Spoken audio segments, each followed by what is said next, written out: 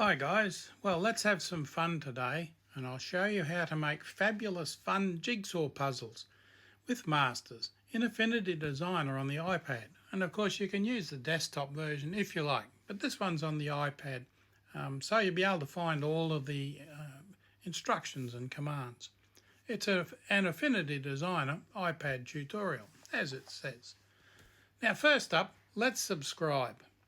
Before we continue, can I urge you to take a moment to tap the subscribe button just below this video.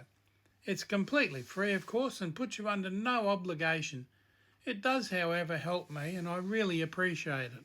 And if you're subscribed, you will automatically receive little notifications in your YouTube page when new videos appear. If you are already subscribed to this channel, then I thank you very much. So let's continue. Now let's get right to it, shall we? Jigsaw puzzle generators abound on the internet, but can be famously difficult to use. You lose the addresses and you can't come back to them. But really, you only need one master SVG file, and you can make as many as you like, of nearly any size. Cut them out, and they make fabulous presents. Now, I believe Silhouette would be perfect for cutting these jigsaw shapes out. Here's how to do it. Let's start by finding the right generator. I'll put the address in the description as well so you can find it, but that's it there if you want to pause this page and write down that address. But how do we use them? To run this generator, simply go to the website and tap anywhere on the page to start it. Don't try and fill in those forms. When it's open, just tap on the blank section of the page anywhere and the first two will be generated. The first jigsaw will be generated, the rectangle, and then there's a hexagon just below it. And to use them, just tap download file, and there it is. Don't worry about trying to change the settings at the moment. That will give you a nice little jigsaw to start with. You can experiment with that later at your leisure.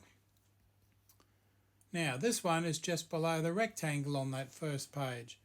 The generators create an SVG file that you can download. It loads perfectly into Affinity Designer because it's an SVG file.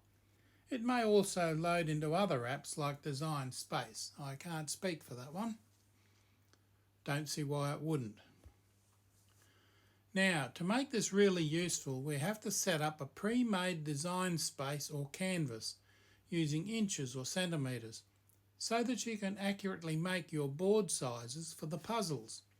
Most jigsaws are actually quite large, but of course you can make little kiddie size ones as well. Let's create the first baseboard. So create a preset that's 50 centimetres by 50 centimetres. That's a good size. It's a table size puzzle. That's 1/2 metre by 1/2 metre if you're trying to work it out. Doesn't need to be anything special, and now your base is ready. Now what I did was drag out a square to cover the canvas so you have a work surface as it were, and you can remove that later. It helps to show up the jigsaw SVG to start with. Now there's your rectangle sitting in there, 50 centimetres by 50 centimetres. If you load the SVG file in directly, you'll find with Affinity Designer it may be difficult to convert it to centimetres if it comes in by default as points, which I think it does. So be aware of that. So you've downloaded your Jigsaw SVG and now you can place it. So you don't open it directly, but place it on your canvas. If you don't want to use the website one, just use one of the 3 I've downloaded and placed in the archive for you to use, so you don't even have to bother with that website. You'll find them on my website or in my Facebook group files section, and addresses are in the description below. Now you can see in the layers panel I've got 3 different jigsaws there, and it's a very good reason to place the jigsaw images rather than open them directly, and it makes it easy to manage them. You can have as many as you like in one project and just highlight the one you want to print, as they will be embedded files they're easy to edit. A 150 piece jigsaw, that's 50 by 50. Now embedded files, you should know by now, are really easy to work with.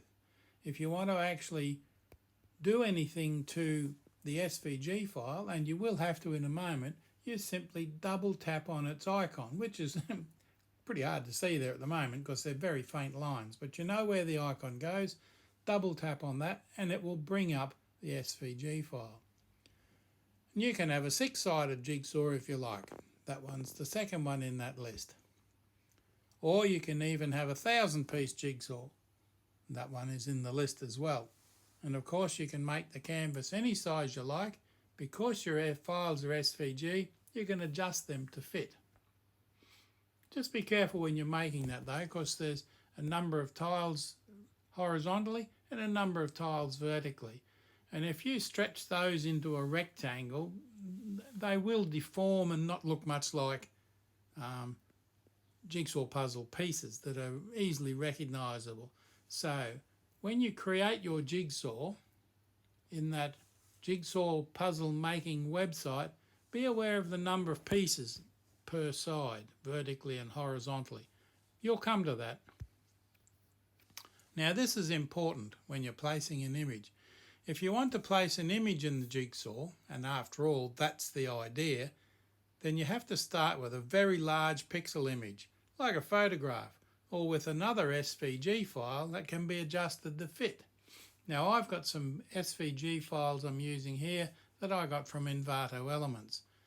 Fabulous site, thousands and thousands of images of all sorts, SVGs, photos, PSD, you name it, it's all there, even videos. But as you can see, there's a lot of blank spaces there, so is that really a good jigsaw? Not really at the moment, I wouldn't think. Excuse me. As you can see, your SVG file needs to be appropriate. With the animals, there were too many blank pieces, so you'll need to really look at your designs to get them to fit the pieces. Like this one, pure SVG, from the links to Envato Elements. A fantastic source of files for your designs, and you can see that one goes right to the edge. It's got a white border around it. This one is a photograph from a camera. It's good too, because it will be big enough. Camera photographs, digital photographs, are usually really quite large. To avoid jaggies, your image must be at least the size of your jigsaw, and in this case 50 by 50 centimetres. For example, a photo of flowers. Now I can enlarge that to nearly any size I like, and there won't be any jaggies in it. Now let's look at the jigsaw. It is there, and you can you can just see it. Now you may want to enlarge the lines so you can cut them or print the puzzle.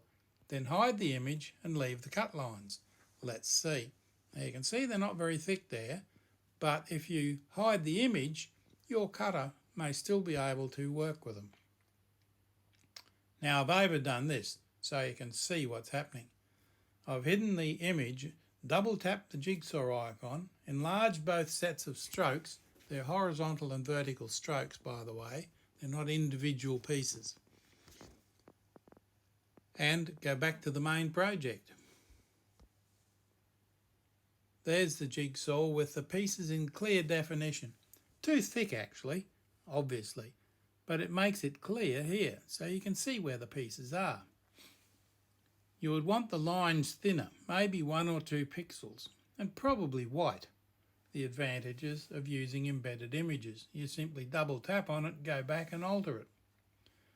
Now I think that's it for now. I don't want to give you too much to do in one session. There's the jigsaw finally, with the pieces in clear definition. Nice and clear here. The lines, maybe 1 or 2 pixels.